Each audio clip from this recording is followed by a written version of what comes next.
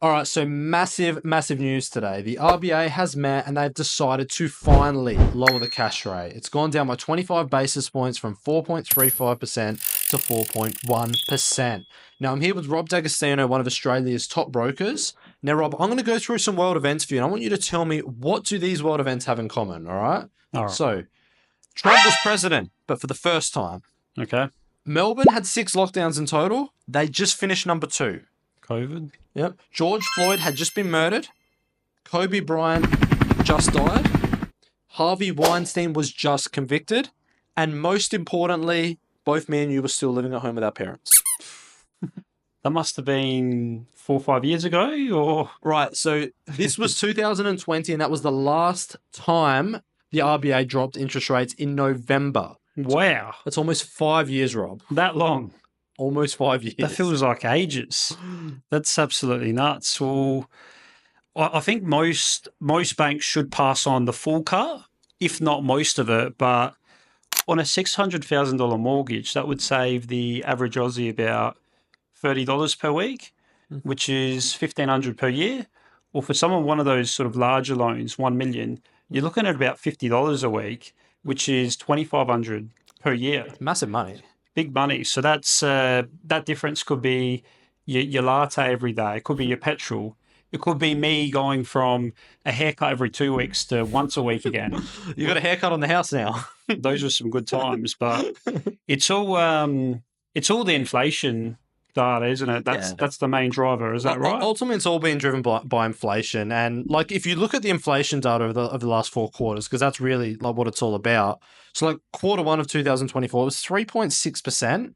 Q2 actually rose to 3.8%. But this is where it gets interesting. Q3 went down to 2.8%. Yeah. And most significantly, in Q4, it went to 2.6%. And that's the key driver in all of this, in my opinion. The big question after today's announcement is, will rates keep going down? And is that something to worry about, really? Well, look, it's the ultimate question is if they will keep going down. What we do know is that they'll meet the 1st of April. What they'll generally look at is the inflation data, but what we look for ourselves is what the big 4 banks are predicting and their economists. Yeah, CBA, ANZ making bold announcements, especially lately that we've heard. Yeah. Yeah, correct. And if inflation keeps trending down or remains low, then we could potentially see cuts. But what does that mean, though? Do we really care if rates go down, or we don't really know? If there will be a cut, but we've still got good deals at the moment. That Bank of China deal is absolutely crazy. Yeah, the Bank of China deal. Wow, we've been trying to tell everyone about this deal for 2 months, but the problem is no one has been speaking about mortgages and interest rates because there's been no activity. So there's low-key been like one of the best deals we've ever had access to.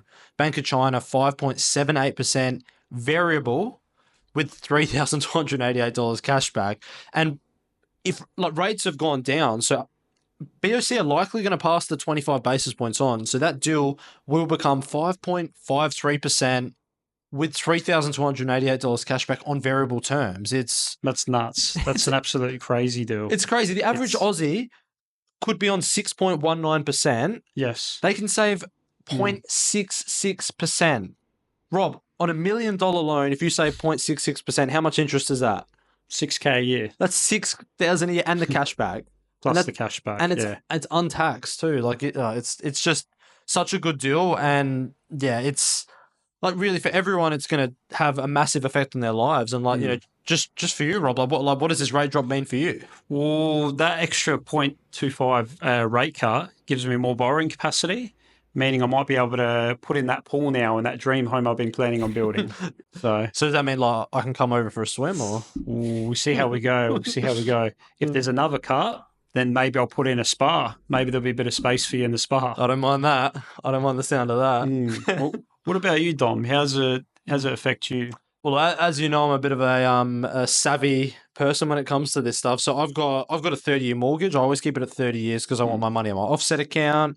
If I see I want to always be looking. So for me, it just means I'm going to intensify my search of the market, because if rates are trending downwards, I'm seeing that as an opportunity where maybe I could make a bit of money, buy something a little undervalued. Yep. So what does that mean? Does that mean 20 lowball offers before you find an investment, or? Yeah, it might mean about 20 lowball offers, but you know what, Rob? They might say no 19 times, but they're going to say yes at number 20, and I'm going to get a good deal then. Whatever gets the deal done at the end of the day. Question: what are your thoughts on people sitting on the sidelines waiting for rates to drop further before buying that property? Should they buy now or when? Like, I honestly think right now there's a little pocket right now where borrowing capacity will spike up, and rates are still at 5.5%, which over a long-term period is probably still too high. Rates will naturally move down to the fours, the threes.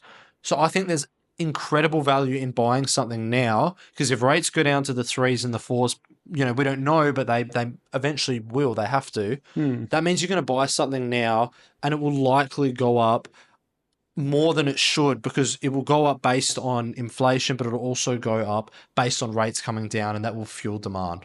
Yeah, if people wait too long, rates are going to drop further. There's going to be more activity. They're going to be up against more buyers with more borrowing capacity.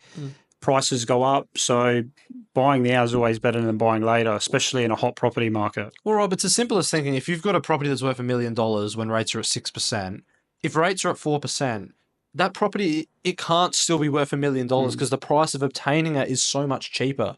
More people can obtain it because there's more supply in the market. So, if you're of the opinion that rates will continue to go down, it's like you've got to look to buy now, because that is your best opportunity. Yep. No, I completely agree. Ultimately, what should people do? Like, if you were to tell people or give advice for homeowners about what should they do right now, because it is confusing. Like, there's uncertainty. What is your big tip on what they should do right now? Look, this rate cut is massive. It's huge. It's going to improve borrowing capacity, reduce repayments.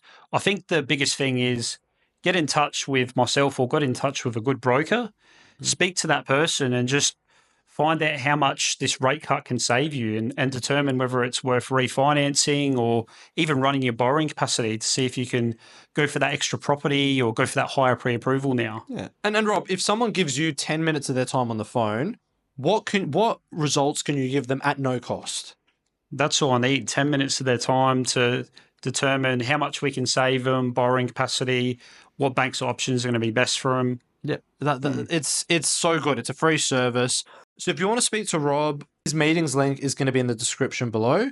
I'm also going to put our application links. You can go on our website, give us some data, spend 5 minutes. And that means someone like Rob has all the information he needs to actually prepare borrowing capacity tests, savings tests, everything before he speaks to you. So it's just such a good use of your time.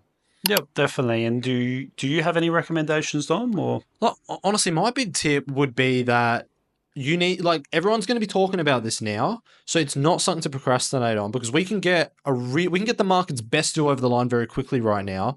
But in a couple of months, every man and his dog is going to be trying to refinance or talking about it. So lender timeframes are going to blow out. And on top of that, it's money saved now versus money saved tomorrow. Like, if you're on a 6.1% interest rate, why wait? Get onto 5.53 or whatever it is right now, because money saved now is always better than money saved tomorrow. I hope you guys enjoyed the video. Like, comment, subscribe. If you've got any questions, feel free to put it in the comment section, and Rob and I would be glad to get in touch.